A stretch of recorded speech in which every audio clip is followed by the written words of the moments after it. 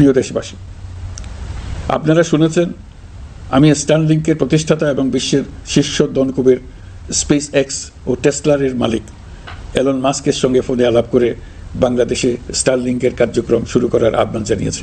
সে অনুসারে কোম্পানির প্রতিনিধিরা এখন বাংলাদেশে তাদের কার্যক্রম শুরুর আয়োজন করছে। তাদের সঙ্গে 3 মাসের মধ্যেই বাণিজ্যিক চুক্তি চূড়ান্ত করার কাজ চলছে।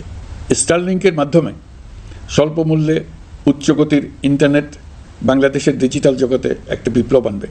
স্টারলিংক সেবা চালু হলে দেশের প্রতিটি গ্রাম, দ্বীপাঞ্চল, দুর্গম পাহাড়ি অঞ্চল অতি উচ্চগতির ইন্টারনেট সেবার আওতায় চলে আসবে। স্টারলিংক চালু হলে ভবিষ্যতে কোনো সরকার ইন্টারনেট সেবা বন্ধ করে মানুষকে আর তথ্যবন্দী করার কোনো সুযোগ পাবে না। বাংলাদেশের প্রতিটি অঞ্চলে বিশ্বমানের শিক্ষা, স্বাস্থ্যসেবা, অর্থনৈতিক ক্ষেত্রে সকল নাগরিকের অংশগ্রহণ নিশ্চিত করা যাবে। আমাদের নতুন প্রজন্ম দেশের যে কোনো প্রত্যন্ত অঞ্চলেই থাকুক না কেন, তারা বিশ্ব নাগরিক হয়ে গড়ে ওঠার সুযোগ পাবে।